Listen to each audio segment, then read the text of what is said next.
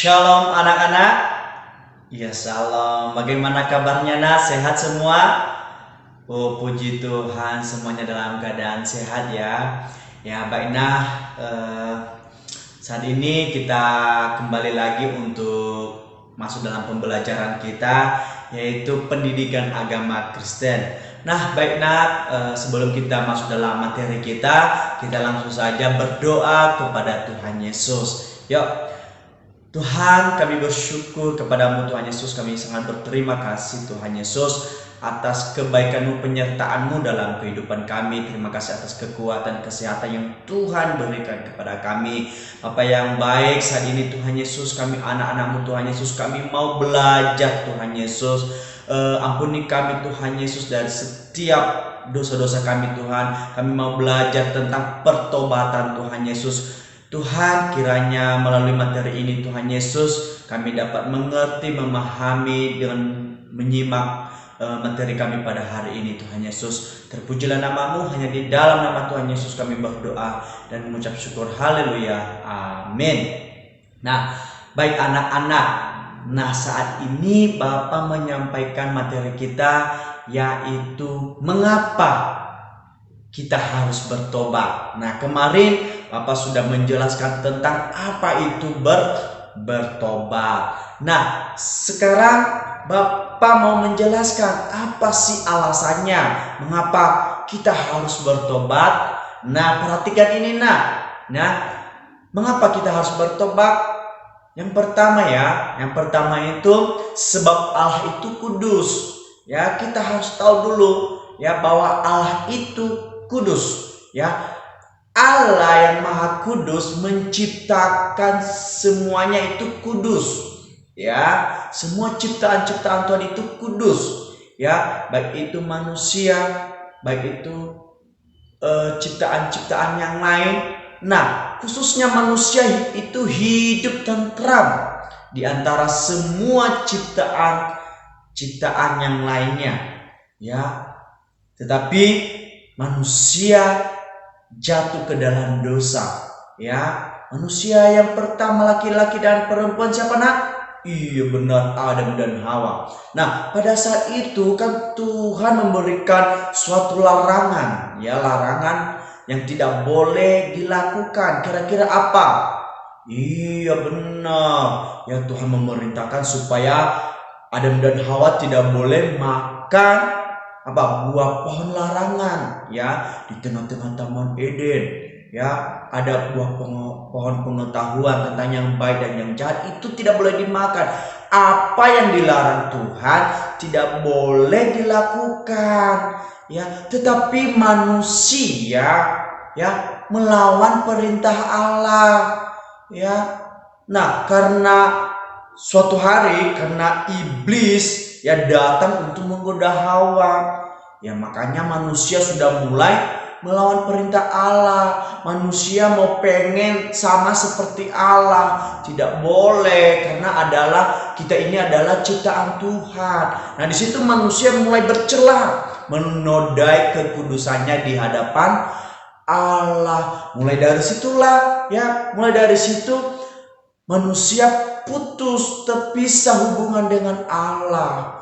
Ya, makanya manusia berdosa. Nah, jadi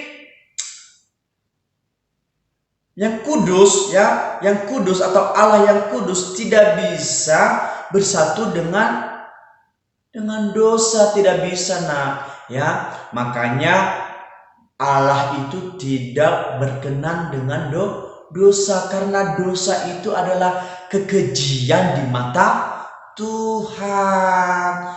Nah, jadi oleh karena dosa ya itu manusia itu menjadi kotor. Hidup manusia itu melakukan perbuatan-perbuatan yang tidak baik, perbuatan-perbuatan yang jahat, perbuatan-perbuatan yang tidak berkenan di hadapan Tuhan. Ya. Itulah sebabnya manusia berdosa harus bertobat ya. Supaya apa? Supaya Allah menguduskannya kembali ya, supaya hidup manusia itu hidup kudus kembali ya. Nah, saat bertobat, Allah juga mengampuni manusia, ya. Dengan cara itu manusia diperbaharui oleh Allah, diubah oleh Allah, ya, supaya hidup manusia itu melakukan apa yang dikehendaki oleh Tuhan, supaya hidup manusia itu disucikan kembali, ditahirkan kembali, ya.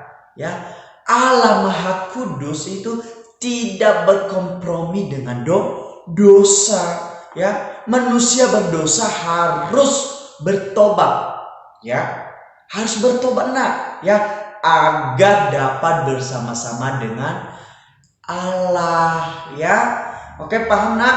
Ya, itulah alasannya mengapa harus bertobat, mengapa manusia itu harus bertobat, karena Allah itu kudus. Ya, supaya hidup manusia ini ditahirkan kembali, ya, supaya hidup manusia ini disucikan kembali dari segala dosa-dosa manusia. Paham, nak? Iya. Nah, yang kedua, itu karena dosa itu kekejian, ya, keji di mata Tuhan, nak. Ya, bagi Allah dosa adalah kekejian, kenajisan. Itu sebabnya, ya, manusia itu memohon pengampunan kepada Tuhan sebab manusia itu berdosa, ya. Tetapi, ya, jangan takut bahwa Allah mengampuni dan menyucikan agar manusia tahir kembali. Nah, kita bisa lihat, kita bisa belajar dari beberapa tokoh dalam Alkitab, yaitu Adam dan Hawa jatuh ke dalam dosa karena ketidaktaatan mereka. Ya, maka Allah menghukum mereka, Allah mengusir mereka dari Taman Eden. Nah, berikutnya dari tokoh yang berikutnya kita belajar dari Kain dan Habel.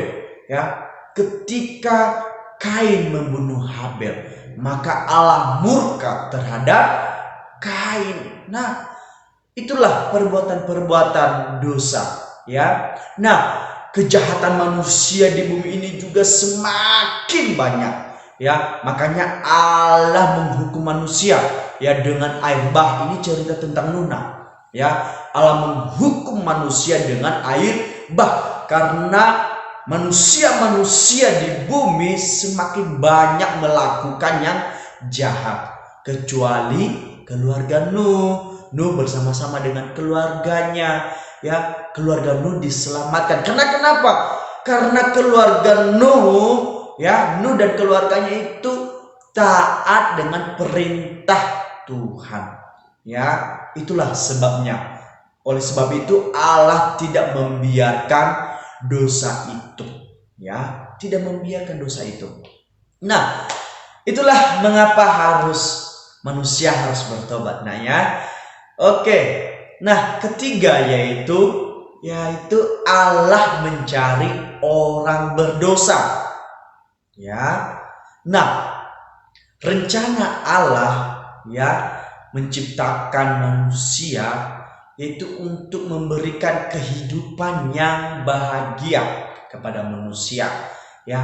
Allah itu merencanakan yang terbaik kepada manusia. Allah tidak pernah merencanakan yang tidak baik, ya. Allah tidak merencanakan yang jahat terhadap manusia, ya. Oleh sebab itu Allah membuktikan kasih-Nya kepada manusia, ya. Kasih Allah itu lebih besar dari dosa manusia, ya. Oleh sebab itu, ya, dari dosa manusia, oleh perbuatan manusia, dari kejahatan-kejahatan sikap perbuatan manusia, mulai dari situ Allah murka melihat manusia karena manusia sudah melakukan dosa. Tetapi Tuhan juga mengasihi manusia, nak, ya. Tuhan itu mengasihi Bapa, Tuhan itu mengasihi anak-anak. Semua manusia, ya, dikasihi oleh Tuhan. Makanya Allah itu berinkarnasi menjadi manusia. Allah itu menjelma manusia, ya. Pada mulanya adalah firman itu bersama-sama dengan Allah dan firman itu adalah Allah. Ya, kita perhatikan di situ ya, di Yohanes pasal 1 ayat 1. Tetapi perhatikan di ayat yang ke-14 ya, bahwa firman itu telah menjadi manusia. Siapa manusia itu Ya benar, Tuhan Yesus. Pintar nih anak-anak ya. Nah, jadi Yesus Kristus itu mengosongkan dirinya, yang artinya apa? Ia harus menjadi sama dengan manusia, ya. Nah, Tuhan Yesus itu dia datang ke dunia ini mempunyai tujuan, ya, tujuannya itu untuk mencari manusia yang hilang. Siapa manusia yang hilang itu? Iya benar, manusia yang berdosa. Siapa manusia yang berdosa itu?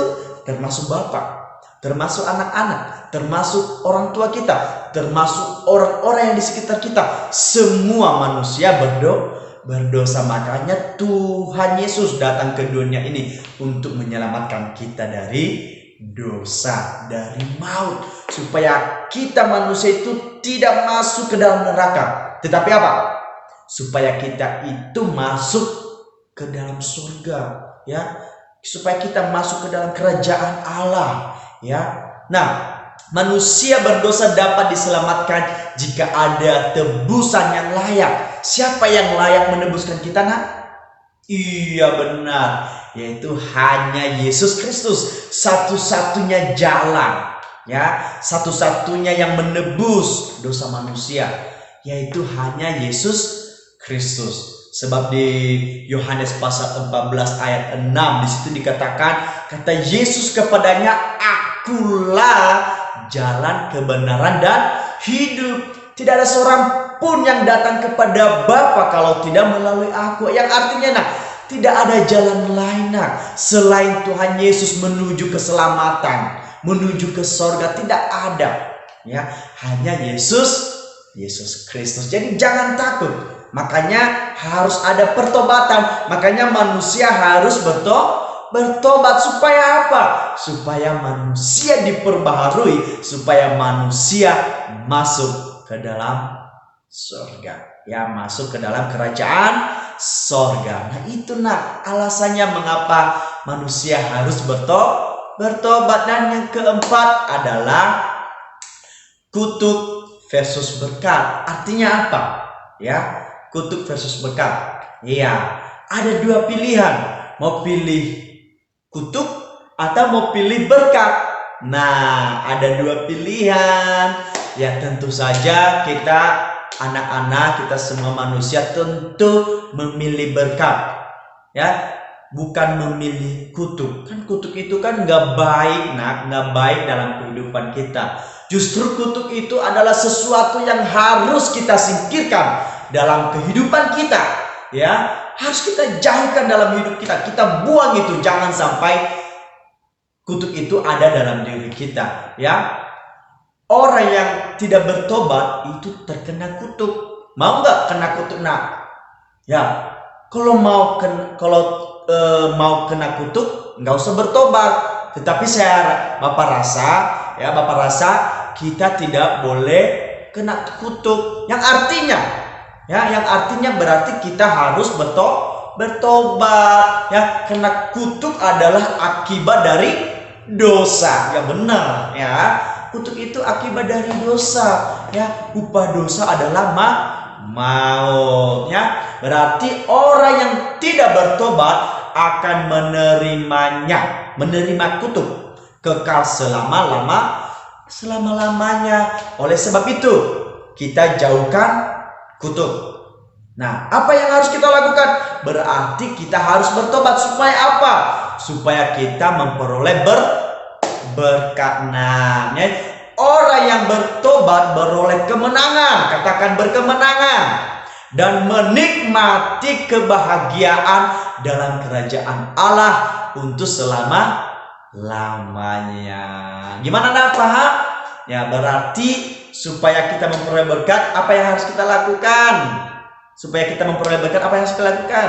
Iya, kita harus bertobat. Itulah alasan-alasan mengapa kita harus bertobat. Oke, paham sampai di sini, Iya, puji nama Tuhan. Baik, sampai di sini materi yang Bapak sampaikan. Kiranya anak-anak dapat bisa memahami ya materi hari ini. Semangat belajar ya, Nak. Tuhan Yesus memberkati.